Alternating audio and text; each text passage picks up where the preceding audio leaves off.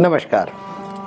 आज मैं आपके लिए लेकर प्रस्तुत हुआ हूँ राजा मोरध्वज की कहानी।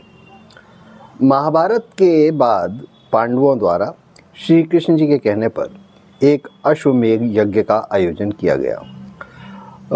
इस प्रकार के अश्वमेध यज्ञ के अंदर एक घोड़ा छोड़ा जाता है और वह घोड़ा जहाँ तक जाता है वहाँ तक इस राज्य का विस्तार माना जाता है। यदि वह किसी अन्य राजा के राज्य में चला जाए तो या तो उस राजा को इसकी दास्ता स्वीकार करनी पड़ती है अथवा युद्ध करके इस युद्ध में विजयी होना होता है। घोड़े की रक्षा के लिए स्वयं अर्जुन को नियुक्त किया गया था। कोई भी राज्य का राजा इस अश्व को रोकने की कोशिश नहीं करता था, क्योंकि सर्वविदित था, सभी जानते थे कि अर्जुन जैसे महान धनुर्धर ने पितामह भीष्म और महाबली कर्ण जैसे महायोद्धाओं को मृत्यु का ग्रास बनाया था। घोड़ा निरंतर आगे बढ़ता जा रहा था तथा कई राज्यों को पार करने के बाद यह घोड़ा रत्नपुर नामक एक राज्य की सीमा तक जा पहुंचा। रत्नपुर के राजा मोरध्वज मयूरध्वज बड़े ही धर्मात्मा और श्री हरिनारायण के परम भक्त थे। राजा मोरध्वज का धीरध्वज या ताम्रध्वज नाम का एक अति प्रिय तथा इकलौता पुत्र भी था। धीरध्वज ने अल्प आयु में ही युद्ध कला में सर्व प्रकार की शिक्षा प्राप्त कर ली थी। इसी वीर धीरध्वज ने अश्वमेध यज्ञ का यह घोड़ा रोक लिया और घोड़े के रक्षक अर्जुन के आने की प्रतीक्षा करने लगा। थोड़ी देर में सेना सहित महान धनुर्धर अर्जुन वहां आ पहुंचे और उस वीर बालक से देखकर उन्होंने कहा, हे बालक, तुमने जिस घोड़े को रोका है वह चक्रवर्ती सम्राट युधिष्ठिर के अश्वमेध यज्ञ का घोड़ा है और जिसकी सुरक्षा में मैं स्वयं खड़ा हूँ। इस घोड़े को पकड़ने का साहस किसी भी राज्य के राजा ने नहीं किया। जिस भी राज्य के अंदर इस घोड़े ने अपने पैर रखे हैं उस राज्य के राजा ने महाराज युधिष्ठिर की दास्ता को स्वीकार किया है। मैं तुम्हारी बालपन की भूल समझकर तुम्हें क्षमा करता हूँ, इसलिए अब तुम यह घोड़ा छोड़ दो। इस बात पर ताम्रध्वज ने अपनी वीरता का परिचय देते हुए कहा कि हे अर्जुन, सिर्फ आप अपनी ही कहेंगे या मेरी भी सुनेंगे? मैं रत्नपुर का भावी सम्राट ताम्रध्वज हूँ। मेरे पिता मयूरध्वज तथा माता विद्याधरणी हैं। मैं एक क्षत्रिय पुत्र हूँ और क्षत्रिय कभी भी किसी का दास नहीं होता। इस प्रकार अर्जुन ने कहा कि नादान बालक, तुम जानते नहीं हो कि तुम यह क्या कर रहे हो। तुम्हारा यह बाल्यहट युद्ध करवा सकता है और इस प्रकार के युद्ध का परिणाम तुम बिल्कुल नहीं जानते। इसलिए मैं तुमसे एक बार पुनः कहता हूँ कि तुम यह घोड़ा छोड़ दो और अपने पिता को सूचित करो ताकि वह तुम्हें इस के बारे में समझा सकें। ताम्रध्वज ने अपनी वाक्पटुता से अर्जुन पर पलटवार किया और कहा, हे कुंती नंदन अर्जुन, क्षत्रिय पुत्र बाल्यकाल अवश्य ही अपने पिता की गोद में व्यतीत करता है, परंतु जवानी में क्षत्रिय का पुत्र जो होता है उसका क्षत्रियत्व परिपक्व हो जाता है। तो यदि अब तुमको यह घोड़ा चाहिए तो तुम्हें मुझे हराकर अपने बाहुबल से, सैन्य बल से इसे प्राप्त करना होगा। आप व्यर्थ की बातों में अपना समय नष्ट न करें। अर्जुन ने ताम्रध्वज से कहा कि हे मूर्ख ताम्रध्वज, मुझसे युद्ध करके मैं तुमसे युद्ध करके अपयश का भागी नहीं बनना चाहता हूँ। इसलिए चलो, मैं एक बाण से तुम्हारी माता की गोद में सकुशल पहुँचा देता हूँ। और अर्जुन ने अपना एक बाण चलाया, परंतु ताम्रध्वज पर इस बाण का कोई भी असर नहीं हुआ। वह भी एक वीर बालक था। उसने न सिर्फ अर्जुन के चलाए बाण का उत्तर दिया, उसे काट गिराया, बल्कि अगले ही तीर से उसने अर्जुन के सारथी को रथ से गिरा दिया। बालक ताम्रध्वज की वीरता देखकर अर्जुन चकित रह गए कि अब तक वह जिसे एक साधारण बालक समझ रहे थे वह तो एक श्रेष्ठ धनुर्धर निकला। अतः ताम्रध्वज को गंभीरता से लेते हुए उन दोनों के बीच एक भयंकर युद्ध चालू हो गया। ताम्रध्वज ने अर्जुन का वीरतापूर्वक सामना किया और एक तीर से महाबली अर्जुन को मूर्छित कर दिया। अर्जुन को वहीं छोड़कर ताम्रध्वज अश्वमेध यज्ञ का घोड़ा लेकर अपने नगर में गए जहां उनका भव्य स्वागत किया गया। और जब अर्जुन मूर्छित अवस्था से बाहर आए तो उन्होंने पाया कि श्री कृष्ण उनके समक्ष बैठे हुए थे। अर्जुन ने श्री कृष्ण से कहा, भगवान, यह सब क्या आपकी माया का ही कोई चमत्कार है? क्योंकि एक छोटा सा बालक युद्ध में अर्जुन से नहीं जीत सकता। इस पर श्री कृष्ण ने अर्जुन से कहा कि अर्जुन, तुम अभी भी भ्रम में हो। तुम यह सोचते हो कि संसार में तुमसे बड़ा कोई योद्धा नहीं है और तुमसे बड़ा मेरा कोई भक्त भी नहीं है। अर्जुन ने श्री कृष्ण से कहा, क्या यह सत्य है माधव कि मुझसे बड़ा भी कोई है? श्री कृष्ण ने कहा कि तुम्हें अपने से बड़ा योद्धा तो अब मिल ही चुका है। अब अगर यदि तुम अपने से बड़ा दानी और अपने से बड़ा भक्त भी देखने की इच्छा रखते हो तो बताओ। अर्जुन ने श्री कृष्ण से कहा, मैं अवश्य ही ऐसे भक्त के दर्शन करना चाहूँगा जो आपका मुझसे भी बड़ा भक्त है।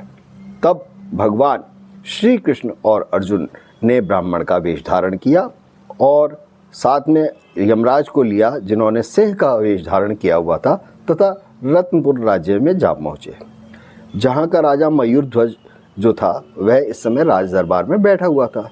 जैसे ही राजा मयूरध्वज को इस बात की खबर लगी कि दो महान दिव्य ब्राह्मण उसके राज दरबार में उसके दर्शनों की अभिलाषा से आए हुए हैं, तो उन्हें देखते ही उन्होंने तुरंत अपना सिंहासन छोड़ा, उनके चरण स्पर्श किए, प्रणाम किया, आशीर्वाद लिया। ब्राह्मण रूपी श्री कृष्ण ने राजा मयूरध्वज से कहा कि हमने तुम्हारे दान की बहुत प्रशंसा सुनी है। चारों ओर राजन तुम्हारे यश की कीर्ति है। कोई भी याचक तुम्हारे दरबार से खाली नहीं जाता। राजा मयूरध्वज यानी मोरध्वज ने ब्राह्मण रूपी श्री कृष्ण से कहा कि यह सब भगवान नारायण की ही मुझ पर कृपा है कि मेरे दरबार से आज तक कोई भी याचक खाली नहीं लौटा है। ब्राह्मण रूपी श्री कृष्ण ने फिर कहा कि हम आपसे कोई ऐसी वस्तु नहीं मांगेंगे जो आपके क्षेत्र से बाहर हो। श्री कृष्ण ने कहा कि हम तीन प्राणी बहुत लंबे समय से यात्रा कर रहे हैं। हम दोनों तो कंदमूल खाकर अपनी भूख शांत कर लेते हैं, परंतु ये जो हमारे साथ सिंहराज है ना, ये सिर्फ मांसाहार करते हैं और उस पर भी ये कि नरभक्षी होने के कारण यह केवल मनुष्य मांस का ही भक्षण करते हैं। मयूरध्वज ने श्री कृष्ण से कहा कि मैं सिंहराज के समक्ष प्रस्तुत हूँ। यदि वे मेरा भक्षण करेंगे तो मैं खुद को धन्य समझूंगा। श्री कृष्ण ने कहा कि इस पृथ्वी पर स्वयं का शरीर दान करने वालों की कमी नहीं है, परंतु ये किसी भी राजा के मांस का भोजन नहीं करेंगे, क्योंकि उससे उस राजा का राज्य अनाथ हो जाएगा। राजा मयूरध्वज ने श्री कृष्ण से कहा कि फिर आप ही बताएं कि मैं सिंहराज के भोजन की किस प्रकार से व्यवस्था कर सकता हूँ। तब श्री कृष्ण ने राजा मयूरध्वज से कहा कि हमारे सिंह के भोजन के लिए आपको अपनी रानी सहित आरा लेकर अपने पुत्र ताम्रध्वज को चीरना होगा, जिससे कि सिंहराज भोजन कर सकें। श्री कृष्ण की यह बात सुनकर सारा दरबार आश्चर्यचकित हो गया। स्वयं अर्जुन भी श्री कृष्ण की इस बात से डर गए। एक क्षण के लिए राजा मयूरध्वज भी डगमगा गए, परंतु समझ ही गए कि अवश्य ही इस ब्राह्मण की बात में कोई गहरा भेद छुपा हुआ है। राजा मयूरध्वज ने कहा कि हे महात्मन, मेरे अहोभाग्य तथा धन्य है मेरा पुत्र ताम्रध्वज, जिसे आपने अपने सिंहराज के आहार के लिए चुना है। श्री कृष्ण ने राजा मयूरध्वज से कहा, और हाँ सुनो, यदि पुत्र का शरीर दान करते समय उसकी माता पिता की आंखों में आंसू आए तो हमारे यह सिंहराज भोजन को स्वीकार नहीं करेंगे। अंततः राजा मयूरध्वज ने इस दान के लिए अपने पुत्र और पत्नी को भी राजी कर लिया। अर्जुन राजा के इस प्रकार के समर्पण और वचनबद्ध बातों को देखकर आश्चर्यचकित रह गया। इसके बाद राजा ने आरा उठाया और अपने इकलौते पुत्र के सिर पर रखकर परम पिता परमात्मा का स्मरण करते हुए अपने पुत्र को चीर दिया। आरे से निरंतर ताम्रध्वज के शरीर के दो भाग किए जा रहे थे। यह देखकर अर्जुन घबरा गए तथा मूर्छित हो गए। तब तक ताम्रध्वज का शरीर दो भागों में बट गया। राजा मोरध्वज ने ब्राह्मण से कहा कि महात्मा, आप अपने सिंह को भोजन कराएं। सिंहराज ने आगे बढ़कर ताम्रध्वज का दायां भाग खा लिया। तभी ताम्रध्वज की माता की बाईं आंख से एक आंसू लटक गया। श्री कृष्ण ने महारानी से पूछा यह आंसू किस लिए, अपने पुत्र के लिए? तब रानी ने कहा, नहीं, महापितृभक्त ताम्रध्वज ने के दाहिने अंग को तो आपके सिंह ने स्वीकार कर लिया, परंतु वाम अंग को त्याग दिया है। इसी कारण मेरी बाई ओर की आंख से एक आंसू निकल पड़ा है। इस दृश्य को देखकर अर्जुन का घमंड चूर चूर हो गया। भक्ति का ऐसा प्रकाश अर्जुन ने अपने जीवन में कभी नहीं देखा था। इसके बाद इन दोनों ब्राह्मणों के लिए सात्विक भोजन की व्यवस्था की गई। श्री कृष्ण ने राजा मयूरध्वज से कहा, तुम्हारे इस आज्ञाकारी पुत्र को अपने शरीर के दान के पुण्य के कारण वैकुंठ में स्थान मिलेगा, क्योंकि ईश्वर अपने भक्तों का कभी अहित नहीं करेंगे। ब्राह्मण रूपी श्री कृष्ण ने राजा से कहा कि अपनी दाहिनी तरफ देखें, आपके अलौकिक कार्य का फल आपको मिल चुका है। जैसे ही राजा मोरध्वज ने अपनी दाहिनी तरफ देखा तो वहाँ ताम्रध्वज जीवित अवस्था में खड़ा मुस्कुरा रहा था। अपने पुत्र को देखकर रानी ने उसे गले से लगा लिया। राजा मयूरध्वज ने ब्राह्मण से कहा कि हे महात्मन, आप कौन हैं और किस कारण से आपने मेरी इतनी कठिन परीक्षा ली?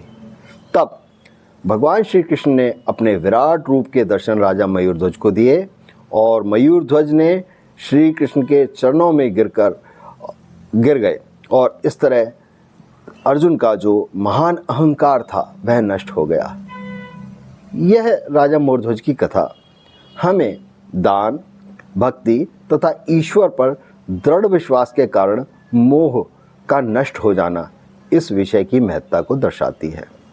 यही वह महान कथा है जिसका विवरण श्री सत्यनारायण व्रत कथा के 5वें अध्याय में आता है। जो कोई भी इस कथा को सुनता है उसे भगवान श्री सत्यनारायण का आशीर्वाद प्राप्त होता है। इसके साथ ही मैं अपनी वाणी को यहीं विराम देता हूँ। आपका बहुत बहुत धन्यवाद तथा आभार। नमस्कार।